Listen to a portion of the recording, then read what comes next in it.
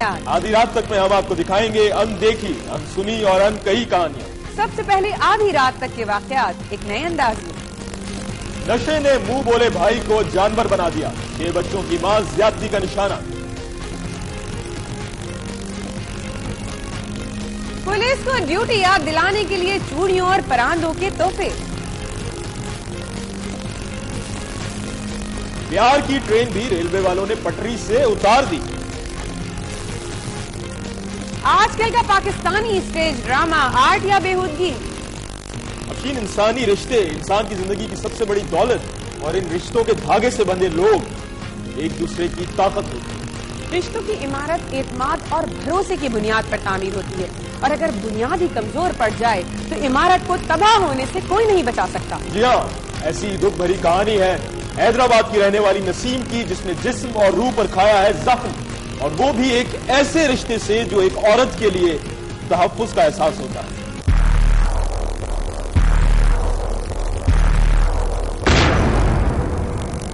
इस रोती और फरियाद करती औरत को गौर से देखिए।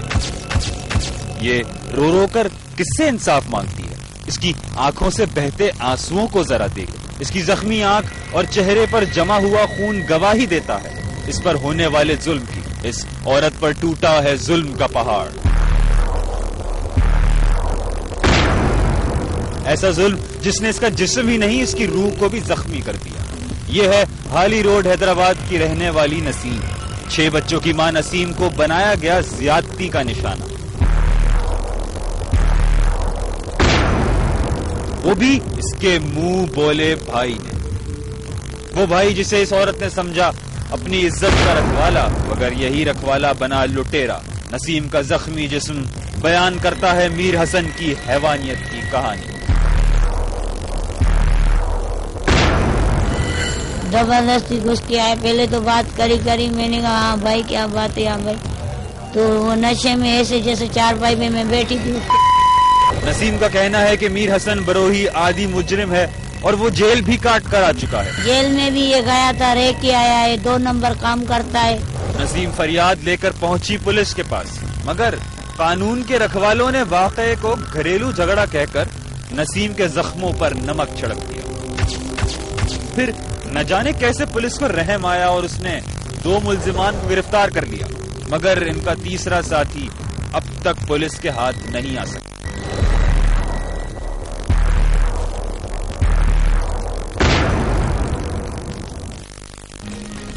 औरतें चूड़ियां और परांधे तो अपने बनाव सिंगार के लिए इस्तेमाल करती हैं, लेकिन कभी कभी ये चीजें मर्दों को गैरत जगाने के लिए भी फायदेमंद साबित होती हैं। रहीम यार खान में भी औरतों ने इंसाफ से मायूस होकर पुलिस और इंतजामिया के अफसरान को चूड़ियां और परांदों के तोहफे भेज दिए। यहाँ किसी की शादी के लिए जहेज तैयार नहीं किया जा रहा, न ही ये औरतें खरीद कर लाई हैं ईद की चूड़ियां और कपड़े। ये औरतें तैयारी कर रही हैं अनोखे एहतजाज की, ऐसा एहतजाज जिसका मकसद है सोते हुओं को जगाना। मगर ये एहतजाज किसके खिलाफ और ये पैकेट बनाकर किसे भेजे जा रहे हैं? ये है रहीम यार खान का इलाका मस्तान शाह, जहाँ कुछ दिन पहले टूटी थी एक कयामत। इश्तिहारी शकील पठान ने नाराज बीवी रुखसाना को ले जाने के लिए किया 12 गुंडों के साथ हमला और महल्ले में बूढ़ों समेत निहत्ती औरतों को भी तशद्दुद करके कर दिया जख्मी। इस जुल्म को देखा पूरे शहर ने, मगर किसी ने ना उठाई आवाज। पुलिस ने इस जुल्म पर किया एक और जुल्म, गुंडों को पकड़ने के बजाय 80 साल बुजुर्ग और एक नौजवान पर कर दिया उल्टा मुकदमा। मजलूम औरतों ने कई दरवाजों पर दस्तक दी, डीपीओ के वादे भी सिर्फ वादे ही रहे। आखिर इन औरतों ने सोचा आला ओहदों पर बैठे अफराद की गैरत को जगाने का। औरतों ने चूड़ियां और परांदों के तोहफे भेजे डीपीओ और साबिक और मौजूदा अरकान असेंबली और बाअसर शख्सियात को। तोहफों के साथ था एक खत जिसमें लिखा था, हमारी हिफाजत नहीं कर सकते तो चूड़ियां और परांदे ही पहन लो। खुद पटड़ी पर रहने में नाकाम रेलवे ने प्यार की ट्रेन को भी पटरी से उतार दिया। लगता है रेलवे वालों ने ट्रेनों के साथ साथ मोहब्बत की बर्बादी का भी ठेका ले लिया। पुलिस की हिरासत में बैठे इस लड़के और लड़की का कसूर क्या है? کیا یہ لوگ پکڑے گئے ہیں چوری ڈکیتی کرتے ہوئے یا انہوں نے کیا ہے کسی کا خون؟ یہ ہیں چنیوٹ کے رہنے والے ممتاز اور پروین. یہ لوگ کوئی خونی نہیں، الٹا کیا گیا ہے ان کے ارمانوں کا خون، اور خونی بنا محکمہ ریلوے جو نہ صرف خود پٹری پر رہنے میں ناکام ہے بلکہ پیار کی ٹرین کو بھی پٹری سے اتار دیتی ہے. ممتاز اور پروین نکلے تھے مستقبل کے سہانے خواب سجائے. دونوں کراچی جانے کے لیے بیٹھے قراقرم ایکسپریس میں، مگر ریلوے پولیس والے بن گئے ظالم سماج اور انہیں اتار لیا روہری اسٹیشن پر ہی. پولیس والوں نے ممتاز اور پروین کو تھانے لے جانے کے بجائے بند کر دیا ایک کوارٹر میں. یہاں سے ممتاز جیسے تیسے بھاگ کر نکلا اور پہنچا پولیس کے پاس، جس کے بعد پولیس والے لڑکی کو کوارٹر سے نکال کر تھانے لے آئے، مگر جوڑے کو انصاف دینے کے لیے نہیں بلکہ اپنے پیٹی بند بھائیوں کو بچانے کے لیے. آخرکار ایکسپریس نیوز پہنچا جوڑے کی مدد کو اور پولیس مجبور ہوئی جوڑے کو میڈیا کے سامنے لانے پر.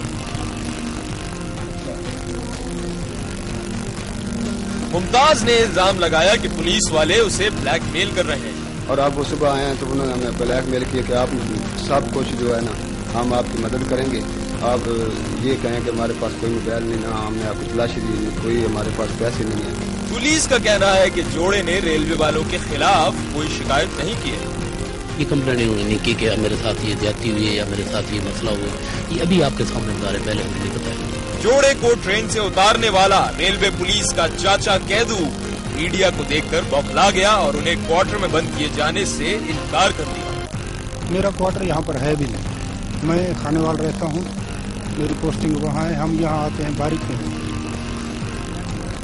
زیادتی ہم نے کوئی بھی نہیں کی. تھانے پر ہم لے کر آئے ہیں مشکوک حالت میں. آدھی رات تک میں اب وقت ہوا ہے لائیو کا، اور لائیو میں ہم آپ کو آج لے جا رہے ہیں ملتان ریلوے اسٹیشن، جہاں آپ کو دکھاتے ہیں کہ ریلوے والوں کے کارناموں نے صرف پیار کرنے والوں کی زندگی مشکل میں نہیں ڈالی بلکہ مسافر بھی ریلوے کی کرم فرمائیوں سے محفوظ نہیں ہے. ملتان ریلوے اسٹیشن پر موجود ہے ہمارے نمائندے فضیل ساہو صاحب. جی فضیل ساہو صاحب، اس وقت ملتان ریلوے اسٹیشن پر کیا صورتحال ہے، ہمیں آگاہ کیجیے گا اس کے بارے میں.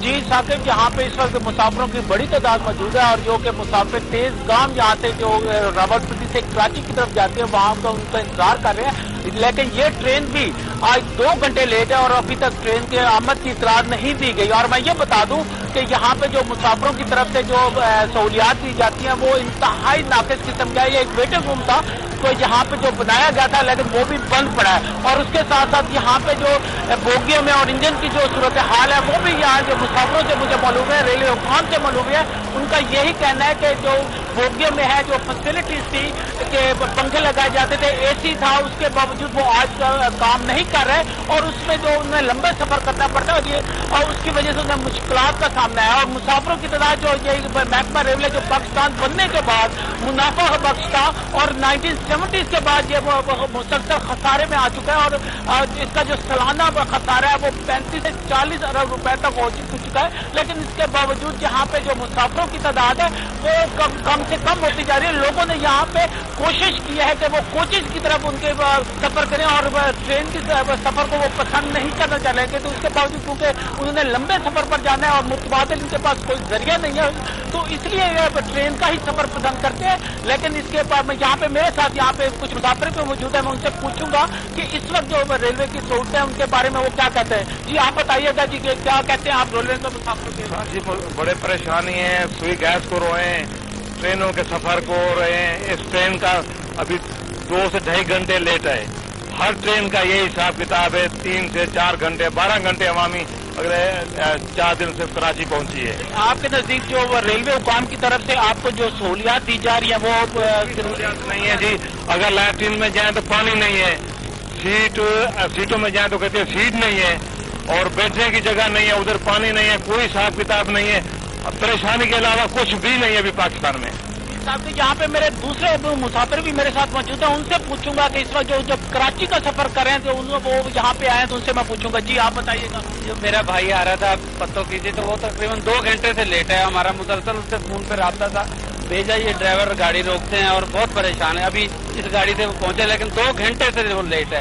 2 گھنٹے سے ہم لوگ یہ باہر بچوں کے ساتھ اس کا انتظار کر رہے ہیں. یہاں پہ آپ کو یہاں پہ جو آپ کو فیسلٹی دی جاتی ہے ریلوے اسٹیشن پہ وہ دی گئی ہے؟ سر نو، ایسی کوئی بھی فیسلٹی یہاں نہیں دی جاتی. اور آپ خود اس کا وزٹ کر کے دیکھ لیں کہ لوگ کتنے پریشان ہیں، اور بچوں والے لوگ خاص طور پہ زیادہ پریشان ہوتے ہیں یہاں پہ۔ یہ مسافروں سے میری بات ہے، ان کا یہی کہنا ہے کہ جو ریلوے کی طرف سے ایک سفر جو محفوظ اور آسان سمجھا جاتا تھا، اب وہ آسان اور محفوظ نہیں رہا، اور ریلوے کے کیونکہ اس کی فلاح بہبود کے لیے جتنے فنڈز گورنمنٹ کی طرف سے دیے جاتے ہیں، لوگوں کی جو جہاں پہ پیسنجر پے کرتے ہیں، اس کے باوجود انہیں جو سہولیات دی جانی تھی وہ نہیں دی جا رہی۔ جی صاحب۔ اچھا یہ بتائیے گا ہمیں فضیل صاحب کہ آج جو ہے ریلوے نے اعلان کیا ہے کہ کرایوں میں بھی اضافہ کیا جا رہا ہے، اس سے 200 ارب کا تقریباً منافع متوقع ہے ریلوے کو، لیکن اس کے باوجود ریلوے جو ہے وہ عوام کو سہولیات دینے پر کوئی تیار نہیں ہے۔ اس سلسلے میں لوگوں سے پوچھیے گا کہ سنا ہے کہ کھانا بھی جو ہے نہایت ناقص اور غیر معیاری ہوتا ہے، چادر تکیے جو ہے ان کے پیسے لیے جاتے ہیں، اس کے علاوہ جو ریلوے اسٹیشن ہے وہاں پر مہنگا ملتا ہے۔ آس پاس لوگوں سے پوچھیے گا اس سلسلے میں وہ کیا کہتے ہیں۔ اب تو ریلوے نے کرایہ بھی بڑھا دیا ہے۔ جی ریلوے کی طرف سے کرایہ بھی بڑھایا گیا، تو اس سلسلے میں آپ کیا کہیں گے کہ کیا آپ کو جو کھانے کے حوالے سے یا دوسری چیزیں آپ کو میسر کی جا رہی ہیں؟ نہیں، اس میں تو کوئی میسر نہیں ہے۔ اس میں یہ ہے کہ ریلوے کرایہ وغیرہ بڑھا دی گئے، اس میں عوام کو بہت پریشانی ہے، ہر طرف سے حکومت کمپرومائز نہیں کر رہی۔ یہی ہے کہ ووٹ وغیرہ یہ دیے جائیں گے، اس میں کمپرومائز کرتے، اس کے علاوہ کوئی نہیں ہے۔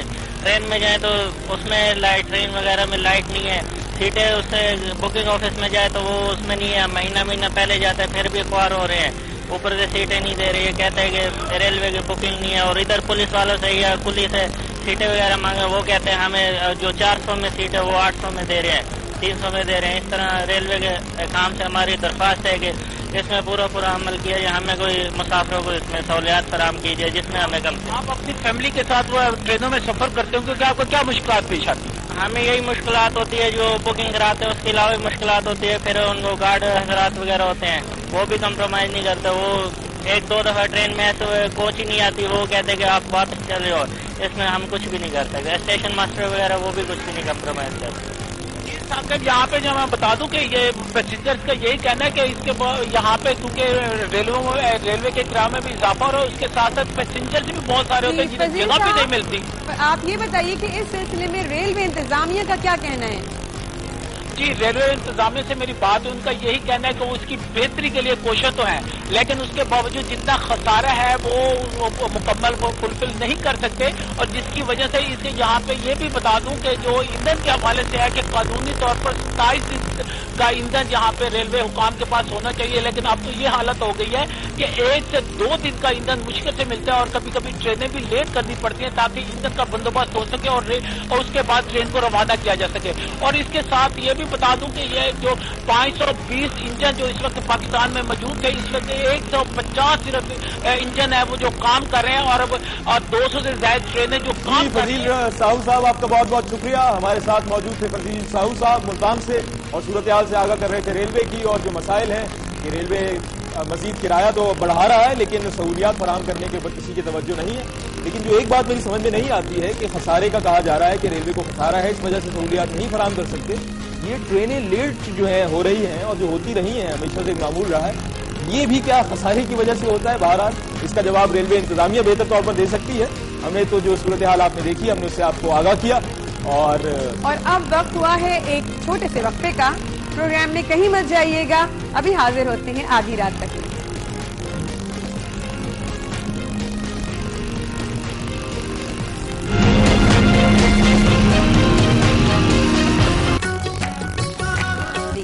اب وقت ہوا ہے آدھی رات تک کے جرم کا، جس میں آپ کو دکھا رہے ہیں قانون توڑنے والوں کی سچی کہانیاں۔ تحصیل کنڈری میں موت کے سوداگروں کا راز، گلی کوچوں میں کھلے عام منشیات کی فروخت جاری، رگوں میں اندھیرے پھیلانے والوں کے خلاف پولیس بھی خاموش۔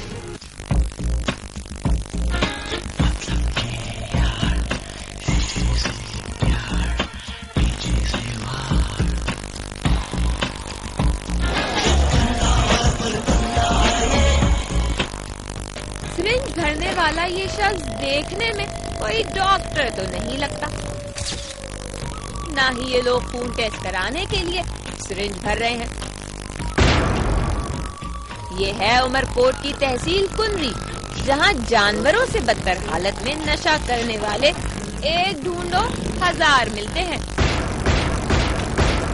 نشے کے بعد ان لوگوں کی حالت ایسی ہوتی ہے کہ کوئی یہاں گرا کوئی وہاں گرا، مگر انہیں یہ منشیات کون دیتا ہے؟ ये कोई नहीं जानता। शायद जानलेवा मनशियात बेचने वालों को रोकने टोकने वाला यहाँ कोई नहीं।